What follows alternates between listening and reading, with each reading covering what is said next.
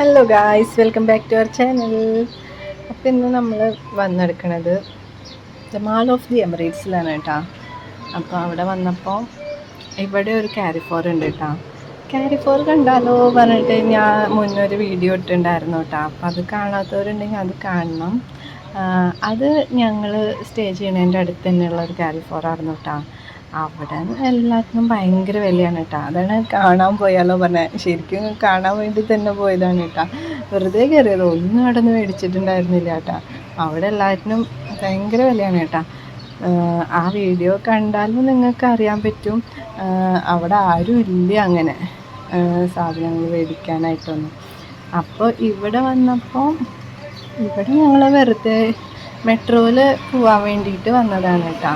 കുട്ടികൾക്ക് മെട്രോയിലൊക്കെ കയറണം അങ്ങനെ പറഞ്ഞപ്പോൾ അങ്ങനെ വന്നതാണ്. അപ്പോൾ മെട്രോയിൽ പോകുമ്പോൾ എവിടെ പോവാമെന്ന് വിചാരിച്ചപ്പോൾ അങ്ങനെ എമിറേറ്റ്സ് മാളിൽ പോവാമെന്ന് പറഞ്ഞിട്ട് അങ്ങനെ ഇവിടേക്ക് വന്നതാണ് കേട്ടോ. അപ്പോൾ ഇവിടെ വന്നപ്പോൾ ഏട്ടൻ പറഞ്ഞു ഇവിടെയുണ്ട് ഒരു കാരിഫോർ പറഞ്ഞു.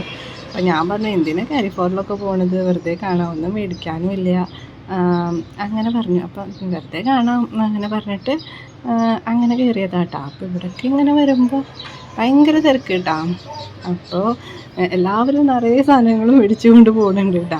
അപ്പോൾ ഇവിടെ കയറി നോക്കിയപ്പോഴല്ല ഇവിടെ ഭയങ്കര ഓഫറുകളാണ് കേട്ടോ. എല്ലാറ്റിനും നല്ല വില കുറവുണ്ട് കേട്ടോ.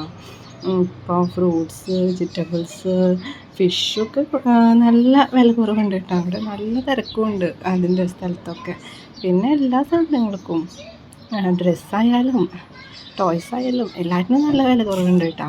ഇപ്പോൾ നമ്മളൊരു 10 ദിറംസിനൊക്കെ ഇഷ്ടക്കണക്കിന് സാധനങ്ങളുണ്ട് കേട്ടോ. ഏതെടുത്താലും 10 എന്ന് പറയണ പോലെ അങ്ങനെ കുന്ന് കൂട്ടിയിട്ട് ഇട്ട് കൊടുക്കുകയാണ് കേട്ടോ.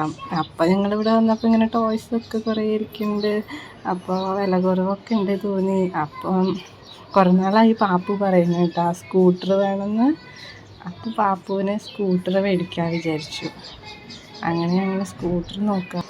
പിന്നെ മേടിക്കുമ്പോൾ ഒരാൾക്ക് മേടിച്ചാൽ പറ്റില്ലല്ലോ, രണ്ടാൾക്കും ഒരുപോലെ തന്നെ വേണ്ടേ, അല്ലെങ്കിൽ പിന്നെ തല്ലൂട്ടാവില്ലേ. അപ്പോൾ പൂച്ചുവിനുള്ളതും നോക്കണം. അപ്പോൾ പൂച്ചുവിന് ചെറുത് വേണ്ടേ. അപ്പോൾ 3 വയസ്സിന് മേലെയുള്ള കുട്ടികൾക്ക് ഉള്ളോട്ട് അവിടെ. അപ്പോൾ പൂപ്പിച്ചുവിന് അത് പറ്റുമോ എന്നുള്ളത് ഡൗട്ടാണ്. അപ്പോൾ അത് ഓടിച്ച് നോക്കണം. പിന്നെ പാപ്പുവിനാണെങ്കിൽ ലൈറ്റ് കത്തണത് വേണം എന്നൊക്കെ പറഞ്ഞിട്ട്, ലൈറ്റ് കത്തണതൊക്കെ 5 വയസ്സിൽ മേലെയുള്ള കുട്ടികൾക്കുള്ളതേ ഉള്ളൂ കേട്ടോ.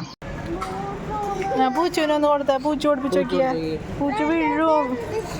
കൊടുക്ക് പൂച്ചുവിനെ, അവൻ ഓടിപ്പിച്ച് നോക്കട്ടെ, അവന് പറ്റുമോ നോക്കണ്ടേ. ഇവിടെ വാ.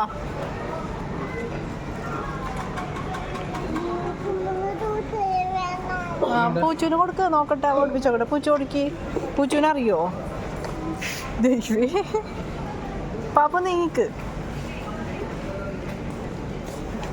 പൂച്ചുവിൻ്റെ സാമർത്ഥ്യക്കാര് ഇങ്ങോട്ട് വാ.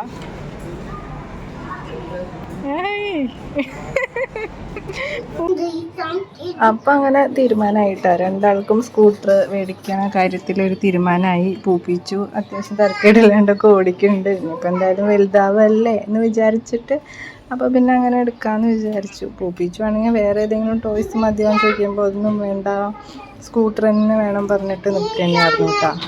അപ്പോൾ അവിടെ പാവപ്പെട്ടോണ്ട് സ്റ്റിക്കറൊക്കെ ഒട്ടിച്ചതുണ്ടായിരുന്നു. അപ്പോൾ ബാപ്പുവിന് അത് വേണമെന്ന് പറഞ്ഞിട്ട് അത് നോക്കാൻ നിൽക്കുകയാണ്. അപ്പോൾ അങ്ങനെ 2 പേർക്കും സ്കൂട്ടർ മേടിച്ചു. രണ്ടാളും ഹാപ്പിയായി.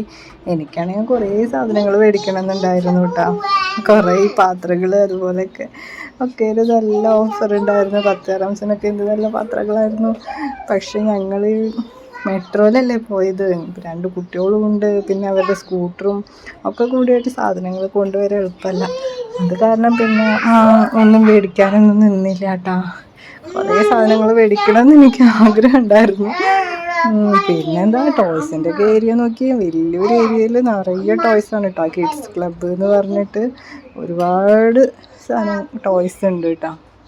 പിന്നെ ഇവർ പിന്നെ വേറെ ഒന്നും വേണമെന്ന് പറഞ്ഞിട്ട് വാശി പിടിക്കാനോ ഒന്നും നിന്നില്ല കേട്ടോ. അവർക്ക് സ്കൂട്ടർ കിട്ടിയ കാരണം എത്രയും പെട്ടെന്ന് റൂമിലെത്തിയാൽ മതി എന്നായിരുന്നു കേട്ടോ. സ്കൂട്ടർ ഓടിക്കാനുള്ള ഒരു എക്സൈറ്റ്മെൻറ്റിലായിരുന്നു. അപ്പം ഞങ്ങൾ പിന്നെ ചുമ്മാ ഇങ്ങനെ നടന്ന് കണ്ട് പിന്നെ തിരിച്ചു പോന്നു കേട്ടോ. പിന്നെ ഇനി വേറെ ഒന്നും മേടിക്കാനൊന്നും നിന്നില്ല. ഡ്രസ്സൊക്കെ കുറേ ഓഫറിനുണ്ടായിരുന്നു കേട്ടോ. ഒക്കെ മേടിക്കണമെന്നുണ്ടായിരുന്നു എനിക്ക്. പിന്നെ ഞങ്ങൾ വേറെ ഒന്നും മേടിച്ചില്ല.